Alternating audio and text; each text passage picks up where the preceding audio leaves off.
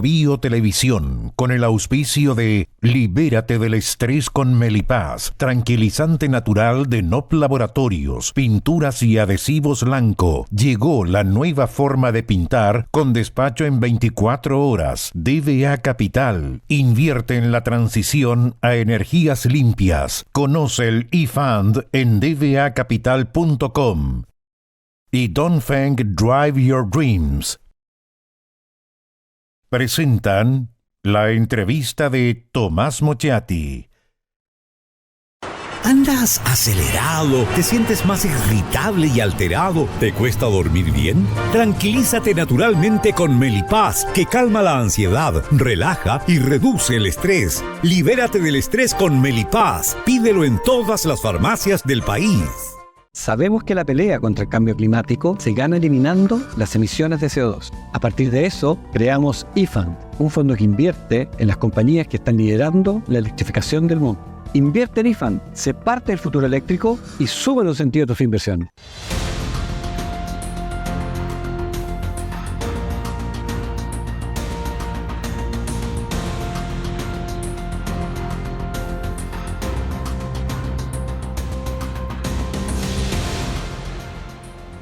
Hay un lugar mítico en América Latina que es la Triple Frontera.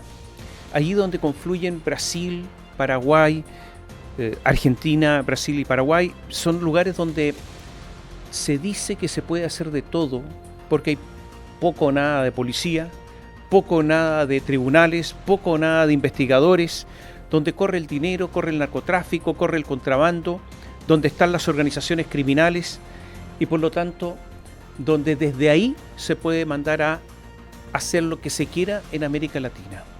Estamos con Juan Martens, es máster y doctor en criminología, política criminal y seguridad, para hablar de este tema, de lo que está pasando en Paraguay y de las relaciones que hay con otros países de América Latina, principalmente yo diría con Brasil. Muchas gracias por estar con nosotros. Buenas tardes, a las órdenes. Hablemos de Paraguay. Un país que todos sabemos que tiene debilidades institucionales históricas, que tiene una escasa presencia de la policía y de la persecución de la criminalidad, pero en el último tiempo usted ha hablado no solamente de narcotráfico, sino que de narcomafia e incluso de narcopolítica. ¿Qué está pasando en Paraguay? Nosotros venimos investigando el fenómeno de la infiltración institucional del crimen organizado desde hace por lo menos 15 años, ¿no?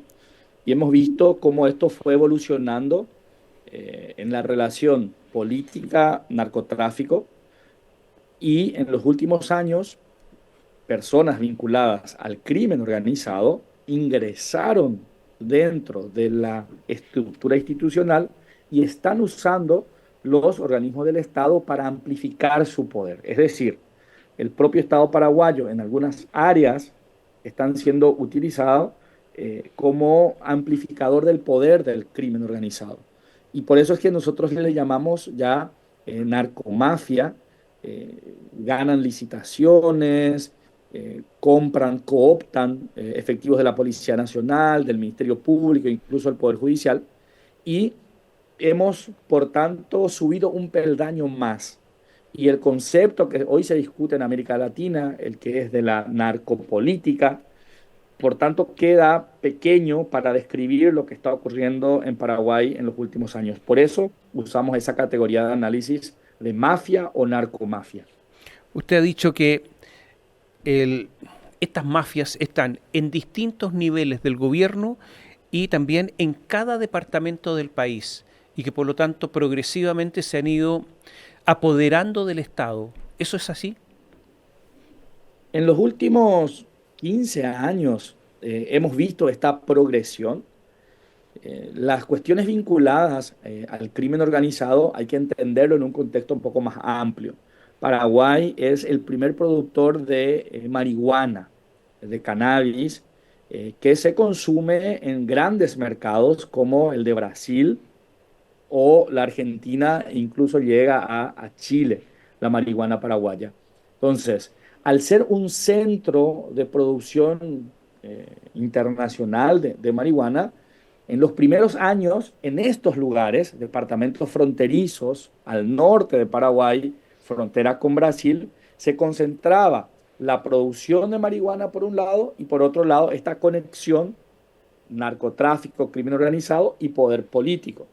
En el transcurso del tiempo, esto fue avanzando y estas personas integraron el poder político regional hasta que en las elecciones del año pasado, en el año 2023, se documentó el ingreso de personas vinculadas al crimen organizado ya en el Parlamento Nacional a través de la presencia en la Cámara de Diputados. Entonces, esto nos da la perspectiva histórica de cómo fue evolucionando, ¿no? En un primer momento, financiando campañas políticas, en otro momento, poniendo en el poder público a personas vinculadas al crimen organizado, y en los últimos años ya directamente hombres, mujeres del crimen organizado ya ocupan espacios en el poder público de Paraguay. Hace poco, un senador de Colorado, Érico Galeano, apeló a una resolución de un juez, Osmar Legal, en el que se ordenaba a este congresista que vaya a un juicio oral por narcotráfico. Está el caso de Eulalio Lalo Gómez, que murió es un diputado que murió en un enfrentamiento con la policía. Su hijo también se enfrentó, pero finalmente logró escapar y fue detenido. Es decir, un diputado enfrentándose a disparos con armas con la policía, murió, y el otro que se le ordena ir a un juicio oral, un senador ni más ni menos, y por lo tanto uno puede ver a través de estos ejemplos que el poder político ya está absolutamente cooptado en algunos casos por el narcotráfico. Y tenemos el diputado Osorio, que tras su procesamiento renunció, hasta hoy guarda reclusión en una penitenciaría.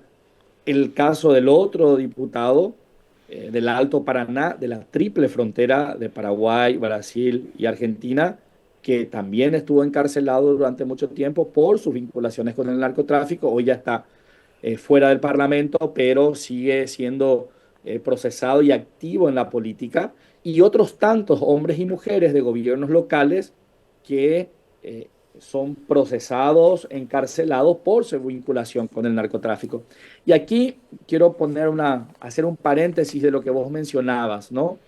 En la triple frontera o en la frontera de Paraguay, no es que no haya presencia del Estado. Aquí hay una diferencia conceptual en el análisis que nosotros hacemos, ¿no? Hay presencia institucional, pero esta presencia institucional está al servicio del crimen organizado. Es la categoría, por tanto, de venta de mercaderías políticas que usa el profesor de la Federal de Río de Janeiro, Michel Mise. Policías, fiscales, juntan información, tienen mucha información sobre el funcionamiento, las dinámicas, los negocios, pero estas informaciones no se ponen al servicio del Estado de Derecho ni al cumplimiento de la ley, sino que por el contrario, esta información se vende a grupos criminales, se vende a patrones del narcotráfico y por tanto hay una cooptación o hay una utilización de estas informaciones privilegiadas para que el crimen organizado mantenga y se mantenga produciendo y reproduciéndose. Entonces, no hay una debilidad en cuanto a ausencia del Estado. El Estado está presente, pero esa presencia del Estado no se traduce en cumplimiento de ley ni en fortalecimiento del Estado de Derecho, sino que en la utilización de esa información privilegiada para ponerlo al servicio del crimen organizado. Llama la atención que el presidente de Paraguay, Santiago Peña, haya apoyado al senador acusado Érico Galeano.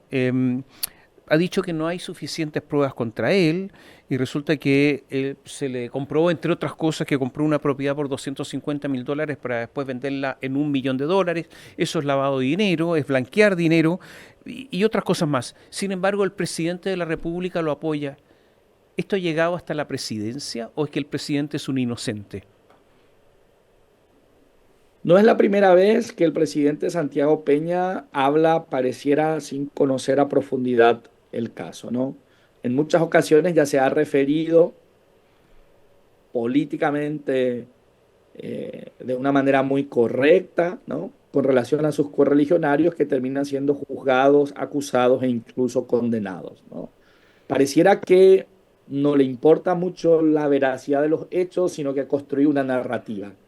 Entonces, técnicamente estaríamos frente a una fake news o a una posverdad, porque a pesar de la contundencia de ciertos hechos, lastimosamente el presidente de la República suele mencionar o emitir opiniones que no condicen con la realidad o que no tienen una base fáctica sostenible.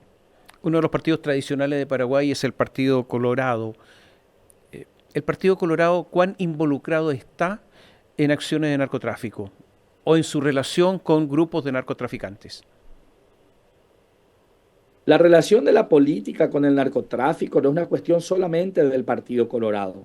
Si bien el Partido Colorado es el partido mayoritario, histórico, tradicional que gobierna el país hace 70 años, ¿no? Y tiene un involucramiento directo con personas, diputados, senadores, procesados, condenados, cuyos bienes son comisados por el Estado cada tanto, ¿no? Pero lo mismo pasa con el otro partido tradicional de Paraguay, que es el Partido Liberal, ¿no? Y también con otros partidos pequeños. Aquí, lastimosamente en Paraguay, la clase política en general, más allá de los colores, está involucrada con negocios ilegales, con negocios vinculados al crimen organizado, tráfico de armas, de drogas, cocaína, marihuana, y es algo que le afecta, como te decía, a los dos partidos tradicionales. El Partido Colorado ciertamente es el que tiene más personas con vinculación directa documentada, porque fueron procesados, están condenados, están con procesos abiertos y es histórica esta relación ya desde la caída de la dictadura en el año 89, esta vinculación Partido Colorado, crimen organizado, según se viene documentando en artículos académicos, publicaciones internacionales e incluso informes de gobiernos como Brasil, Argentina, que cooperan y pasan informaciones con Paraguay para la persecución de estos delitos, porque hoy esta caótica situación paraguaya afecta no solamente al país, sino que a la seguridad de la región. Vamos a hacer un pequeño alto. Voy a dejar una pregunta planteada porque hablamos mucho de Paraguay, pero en la triple frontera son tres los países involucrados, Brasil y Argentina, además de Paraguay. Entonces, ¿qué pasa con esos países? ¿También en la frontera la corrupción ha caído sobre ellos? Porque si no sería imposible que todo esto ocurriera. Volvemos en un instante.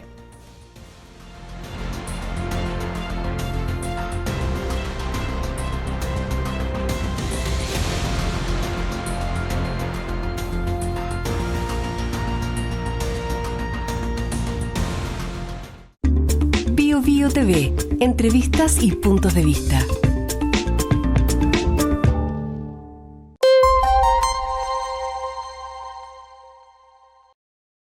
¿Andas acelerado? ¿Te sientes más irritable y alterado? ¿Te cuesta dormir bien? Tranquilízate naturalmente con Melipaz, que calma la ansiedad, relaja y reduce el estrés. Libérate del estrés con Melipaz. Pídelo en todas las farmacias del país.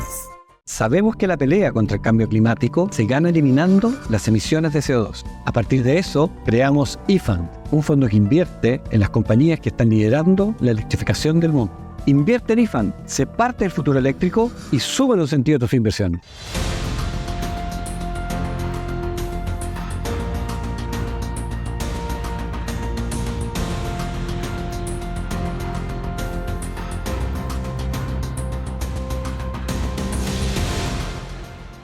Conversamos con Juan Martens. Él es doctor, máster en criminología, en política criminal y en seguridad.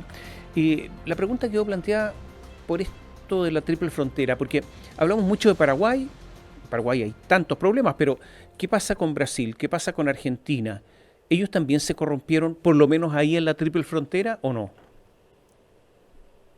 Lastimosamente, la situación de los países de América Latina son muy parecidas, ¿no? Entonces, Esto es una frontera húmeda en el caso de la triple frontera. Está el río Paraná por un lado, el río Iguazú por otro lado, que interconectan. Pero esta frontera física tiene cientos de lugares de paso.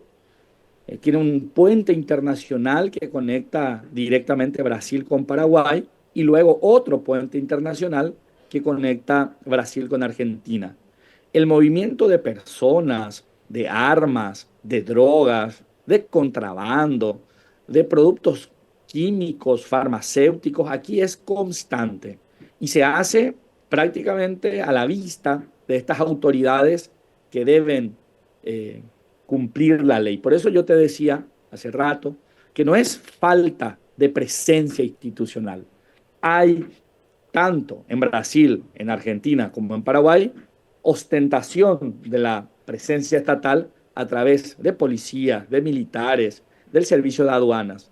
Pero aún así hay un tránsito permanente de mercancías y de personas. Entonces, hay cooptación institucional, hay selectividad punitiva. Se le persigue a algunos, se le tolera a otros. Entonces, esto es una característica de los tres países. Paraguay produce muchísimos cigarrillos que se fuma hasta en el Caribe, que ingresa a Brasil, que ingresa a la Argentina, pero con toneladas, camiones, embarcaciones. Esto no sería posible si del lado argentino o brasileño existiese un control, un férreo cumplimiento de la ley. Entonces, no solamente en la triple frontera hay problemas de corrupción o de cooptación institucional en Brasil y en Argentina. Los casos de Río de Janeiro en Brasil, de Rosario en Argentina, muestran que efectivamente es un problema latinoamericano esta cooptación institucional y el servicio que prestan uniformados, policías militares, al crimen organizado en esta parte de América del Sur. ¿Qué se sabe de Sebastián Marcet? Y hago esta pregunta porque ayer en Santa Cruz de la Sierra hubo todo un operativo donde se descubrieron 9 avionetas y una serie de elementos, de medios. Y ahí estaba un hombre de confianza, este narcotraficante uruguayo, que le dicen el Coya, y finalmente lograron incautar todo esto, pero de Marcet, este uruguayo no se sabe, es famoso dentro del mundo del crimen, fue detenida su esposa Yanina García en Madrid, pero dicen que Sebastián Marcet podría estar en Paraguay. ¿Tiene alguna información al respecto? Marcet tiene muy buenos amigos en Paraguay y sus amigos están en el poder. Uno de esos amigos de Marcet es el senador Galeano, ¿no? También muy vinculado con el presidente del Partido Colorado, el expresidente Horacio Cartes. Entonces, es muy probable que Marcet esté aquí porque tiene amigos muy poderosos, capaces de hacerlos pasar invisible ante la justicia y ante la persecución que pueda realizar la Policía Nacional. Erico Galeano y Marcet eran socios de un club de fútbol. Marcet jugaba fútbol con Erico Galeano en una ciudad cercana a la capital. Por tanto, no es descabellado pensar que él esté protegido hoy por el poder político que está en el gobierno de Paraguay en este momento. ¿Qué influencia tiene en la triple frontera el primer comando de la capital, esta organización criminal brasileña, pero que ha extendido sus tentáculos a muchos países de Latinoamérica y que partió ejerciendo su poder desde las cárceles? ¿Qué poder tiene la triple frontera? ¿Qué poder tiene en Paraguay? ¿Qué poder tienen las cárceles paraguayas? El PCC está en Paraguay oficialmente desde el año 2010 aproximadamente. De hecho, la Federal de Brasil documentó que el proyecto Paraguay del PCC era ocupar el territorio paraguayo y usarlo como un centro de distribución internacional de cocaína. 13 años después, el PCC logró ese objetivo. Hoy es el gran actor en la distribución de la cocaína desde Paraguay, a través de los ríos Paraguay y Paraná, a Europa, a África, a Oriente Próximo. Entonces, el PCC hoy es el regulador de todo el mercado criminal, no solo en la triple frontera, sino que también en la frontera paraguayo-brasileña, y cada vez más desde Paraguay está ingresando al mercado argentino. Tiene muchísimo poder. Su financista, un tal Pizca, fue detenido en la capital en un barrio muy lujoso y caro hace 3 años aproximadamente, con lo que se confirmaba esta hipótesis de que el proyecto Paraguay del PCC se había concretado. Por otro lado, hoy el PCC es el gran coordinador, gestor de los cultivos de marihuana, que rondarían cerca de los 12 a 15 mil hectáreas, si bien las cifras oficiales son de 8.000 hectáreas. Entonces estamos hablando de un actor que supo compenetrarse con el poder político para mantenerse, e incluso tiene vinculaciones directas con grupos como la 'Ndrangheta italiana, cuyos representantes ya fueron detenidos, expulsados de Paraguay, pero con quienes mantienen relaciones del mercado criminal muy constante y permanentemente. El PCC opera muchísimo desde las cárceles y por lo tanto para esto se necesita indudablemente la corrupción de los funcionarios penitenciarios. Hay un tribunal, usted ha dicho, de conducta por parte del PCC, que ellos deciden quién vive y quién muere. Hay también un funcionamiento de instituciones para resolver y con largas deliberaciones qué hacer, que se llama Sintonía General Final, qué es lo que se hace o no se hace en términos generales. ¿Cómo es posible que todo esto funcione en las cárceles, que son lugares donde están privados de libertad y no tendrían que tener ningún derecho, y sin embargo tienen todos los derechos y, digamos, oficinas, lugares para manejar todo esto gratuitos proporcionados por el Estado? ¿Por qué sucede todo esto? Porque hay mucha corrupción y porque manejan demasiado dinero. El 31 de agosto pasado, el PCC cumplió 31 años. Se inició en una cárcel al interior del estado de Sao Paulo, en Taubaté, ¿no? Y desde entonces el PCC no paró de expandirse.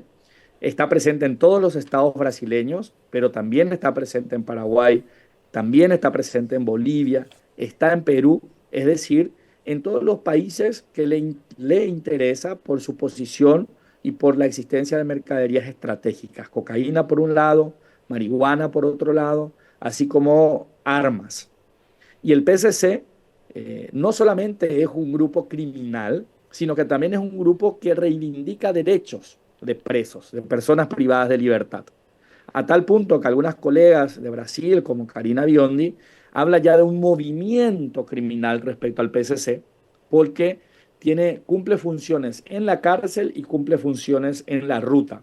Provee alimentos, provee protección, provee ómnibus para visita a familiares de presos. O sea, es una estructura que tiene varias caras, varias dimensiones. Una de ellas es ganar dinero, otra es proteger a los presos. Y esa combinación se produce porque hay una ausencia de políticas públicas de reintegración social dentro de las cárceles, en América Latina en general, ¿no? Y esto es lo que permitió que el PCC adquiera cada vez más poder y que hoy sea los dueños prácticamente de muchas penitenciarías y que ejerzan una sujeción criminal, ejerzan una gobernanza criminal a partir del sistema penitenciario. Vamos a dejar una pregunta planteada. Yo quiero saber si usted tiene información acerca del caso del asesinato del fiscal Marcelo Pecci, el fiscal paraguayo que fue asesinado en Colombia. Y digo esto porque recién, poco antes de iniciar esta conversación, la familia de Marcelo Pecci dijo que no ha tenido acceso a la investigación e incluso se acusó a las autoridades colombianas de no colaborar lo suficiente para conocer los autores intelectuales de este asesinato. Hacemos un alto, volvemos en un instante.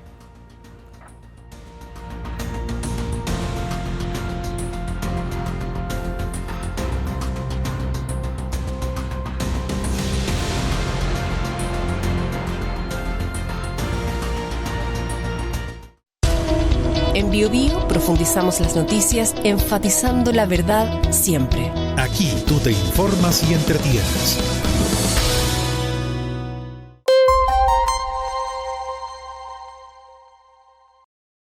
¿Andas acelerado? ¿Te sientes más irritable y alterado? ¿Te cuesta dormir bien? Tranquilízate naturalmente con Melipaz, que calma la ansiedad, relaja y reduce el estrés. Libérate del estrés con Melipaz. Pídelo en todas las farmacias del país.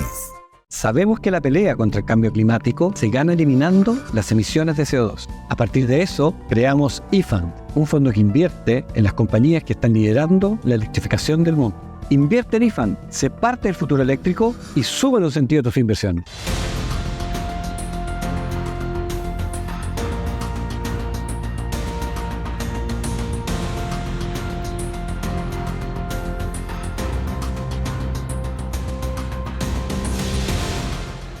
Conversamos con Juan Martens y quedó una pregunta planteada respecto al fiscal Marcelo Pecci. Hay personas que fueron condenadas, que son los autores directos del asesinato, pero nunca se supo exactamente o se ha sabido quiénes son los autores intelectuales, aquellos que mandaron a matar y por lo tanto tenían un interés en que Marcelo Pecci fuera asesinado. Hace pocos instantes, la familia de Marcelo Pecci dijo que no han tenido ayuda, no han tenido acceso a la investigación, que además se ha dicho que las autoridades colombianas no están colaborando.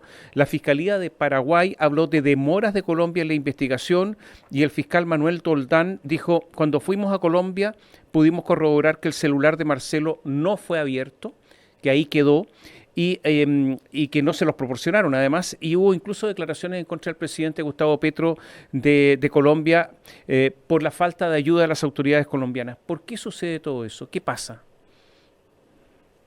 Evidentemente no quiere que se descubra los pormenores del asesinato del fiscal Pecci, porque podría involucrar a altas esferas del poder. Por otro lado, en Paraguay los asesinatos que se producen por sicariato terminan en un 90 o más por ciento en la impunidad. Esa es la tónica de las muertes por encargo en Paraguay. Entonces no sería raro que la muerte del fiscal Pecci quede impune. Si bien materialmente ocurrió en Colombia, la decisión de que muera salió de Paraguay. Por tanto, es una decisión del mercado criminal, del gobierno criminal en sentido general, de lo que operan, de quienes operan en Paraguay. Por tanto, en la medida que se mantenga impune ese asesinato respecto a los autores morales, ¿no? Quienes decidieron, tomaron esa decisión, se protege a algunas personas con poder en Paraguay. Se dice que en la Triple Frontera está operando Hezbollah, recordemos este movimiento terrorista internacional financiado por Irán. Hace poco, Mark Horsfield, que es embajador de Estados Unidos en Paraguay, dijo que tanto el expresidente Horacio Cartes como Hugo Velázquez, que es el actual vicepresidente, tienen relaciones con grupos de Hezbollah, una acusación gravísima, y que estaría operando además en la Triple Frontera. ¿Qué se sabe de todo esto? Esa es una información que se viene manejando desde hace más de 20 años. Sin embargo, nunca se ha presentado documentos empíricos, personas condenadas por apoyar a Hezbollah. Sin embargo, el fantasma del terrorismo es algo que siempre está volando sobre la Triple Frontera. Ojalá que pronto se presenten informaciones, datos, documentos que afirmen y corroboren estas narrativas que se construyen. Hasta el momento no ha pasado de ser anuncios rimbombantes, pero que no han tenido una concreción en procesos judiciales. Hace poco usted hablaba como ejemplos de lugares donde hay una delincuencia absolutamente desatada, Rosario, la tercera ciudad de Argentina. Pero ocurre que en Rosario, que ha habido asesinatos durante años, en el último mes no ha habido ningún asesinato. y se dice que las políticas del gobierno argentino están dando resultados. Esto es extraordinario, que no haya ningún asesinato en 30 días en Rosario. Parece increíble, pero es una notición, como decimos nosotros. ¿Es posible combatir el narcotráfico, el crimen organizado? ¿América Latina está a tiempo? El PSC logró disminuir la tasa de homicidios de Sao Paulo a índices históricos. O sea, no fue una acción del gobierno del Estado lo que redujo la tasa de homicidios. La tasa de homicidios sube cuando hay disputas territoriales, sube cuando no hay un equilibrio en el mercado criminal. Entonces, y esto está documentado en varios lugares de América Latina. El caso más emblemático es el caso del estado de Sao Paulo, el más poblado del Brasil, cerca de 45 millones de habitantes, en donde nació, y el PSC es el que mantiene una hegemonía en el mercado criminal, ¿no? Por otro lado, siempre es llamativo tasas cero de homicidios. Puede ser que nos estén contando todo, como ocurrió en El Salvador, y luego se descubrió que Bukele estaba negociando con las pandillas, o que Bukele dio vía libre para que las pandillas, algunos miembros de las pandillas salgan de El Salvador. Esos números muy triunfalistas que de la noche a la mañana aparecen con unos índices espectaculares, siempre llaman la atención desde la criminología. Por lo tanto, puntos suspensivos, diagnóstico reservado con respecto a lo que está ocurriendo en Rosario. Hay que esperar.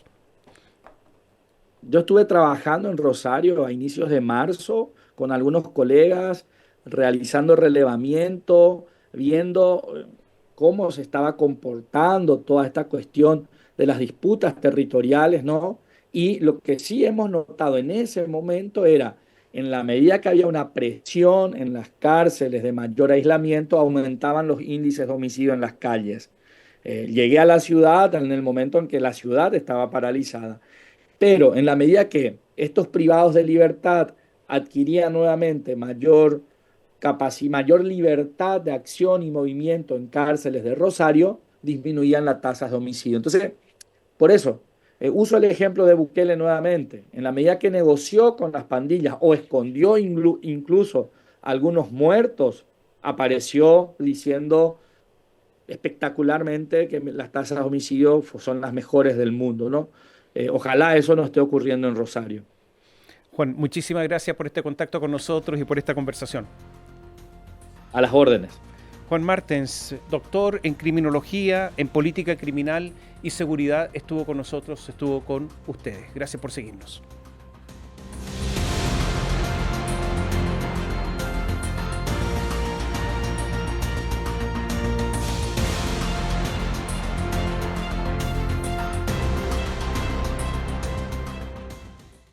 Bio Televisión, con el auspicio de Libérate del estrés con Melipaz, tranquilizante natural de NOP Laboratorios, pinturas y adhesivos Lanco. Llegó la nueva forma de pintar con despacho en 24 horas. DVA Capital, invierte en la transición a energías limpias. Conoce el eFund en dvacapital.com.